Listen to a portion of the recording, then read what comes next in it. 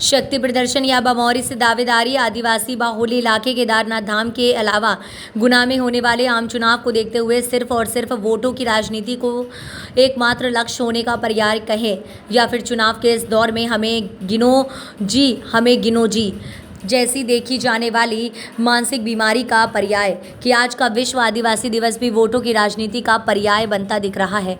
हैरत की बात तो यह है कि विश्व आदिवासी दिवस पर आदिवासी समाज बाहुल्य बमौरी इलाके में पहले से प्रस्तावित कार्यक्रम के अलावा आज जिला मुख्यालय पर भी एक आदिवासी समारोह का आयोजन किया जा रहा है, जैसा कि पहले से ही शक्ति प्रदर्शन के रूप में देखा जा रहा है। लेकिन हैरत की बात तो यह है कि इस पूरे मामले में आदिवासियों के बीच काम करने और उनके हित की चिंता करने का दावा करने वाले नेता ही किसी अन्य के हाथों में खेलते दिख रहे हैं। नतीजा गुना में होने वाले कार्यक्रम में पर्दे के पीछे कौन जैसा सवाल राजनीतिक हलकों में चर्चाओं का विषय बना हुआ है। सरकार में और फिर तेजी से विकास प्रारंभ हुआ। जिस कांग्रेस की सरकार ने 70 साल में आदिवासियों को सिर्फ शोषण किया, देने के नाम पे जीरो अड्डा दिया, और वही भारतीय जनता पार्टी की सरकार ने चंद सालों में प्रधानमंत्री नरेंद्र मोदी जी के नेतृत्व में और शिवराज सिंह जी के नेतृत्व में क्या चीज हमको नहीं दी है, ये आप अगर कोई विरोधी मुझे बता दे तो मैं उसको चुनौती देने के लिए तैयार हूं। आपके कच्चे मकानों को देखकर प्रधानमंत्री जी ने कहा कि मेरे आदिवासी भाई, गरीब भाई, झुग्गी झोपड़ियों में नहीं, उनके लिए पक्के मकान में बनवा के दूंगा। तो प्रधानमंत्री आवास योजना पूरे भारत में लागू हुई और मध्य प्रदेश में, क्योंकि ये विभाग का मेरा एक मामला है, 40 लाख आवास हमने मध्य प्रदेश की सरकार के माध्यम से गरीबों को उपलब्ध कराए।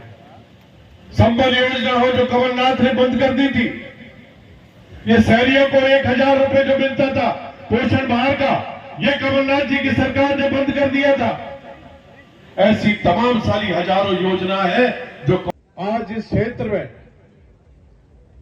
जो विकास हुआ है, जो प्रगति हुई है, उसका श्रेय मैं 2 व्यक्तियों को देता हूं।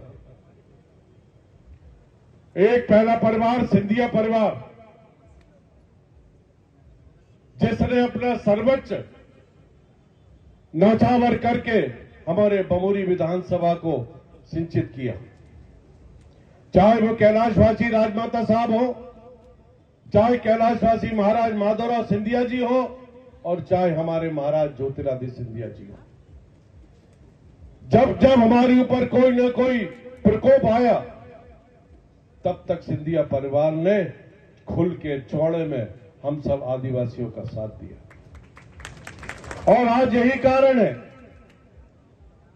कि आज वन अधिकार के पट्टे और जमीनों की व्यवस्था अगर आदिवासियों को किसी ने दी तो महाराज ज्योतिरादित्य सिंधिया जी ने दी। और आज जब हम लोग भारतीय जनता पार्टी में आ गए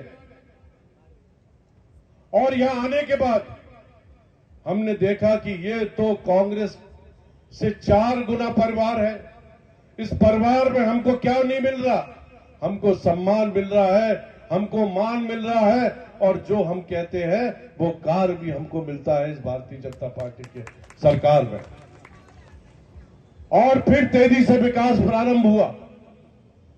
जिस कांग्रेस की सरकार ने 70 साल में आदिवासियों को सिर्फ शोषण किया, देने के नाम पे जीरो अंडा दिया, और वही भारतीय जनता पार्टी की सरकार ने चंद सालों में प्रधानमंत्री नरेंद्र मोदी जी के नेतृत्व में और शिवराज सिंह जी के नेतृत्व में क्या चीज हमको नहीं दी है, ये आप अगर कोई विरोधी मुझे बता दे तो मैं उसको चुनौती